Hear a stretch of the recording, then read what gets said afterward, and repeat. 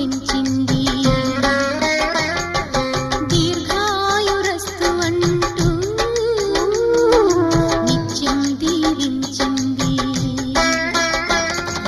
శ్రీరామ రక్ష అంటూ నీళ్లు పోసి పెంచింది. దీర్ఘాయురస్తు అంటూ నిత్యం దీవించింది. నూరేళ్ళు ఎదిగి బ్రతుకు అమ్మ చేతి నీళ్లతో, నడక నేర్చుకుంది బ్రతుకు అమ్మ చేతి వేళ్లతో.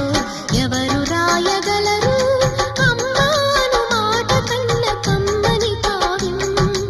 ఎవరు పాడగలరు అమ్మ అనురాగం కన్న తీయని రాగం? అమ్మేగా తొలి పలుకు నేర్చుకున్న భాషకి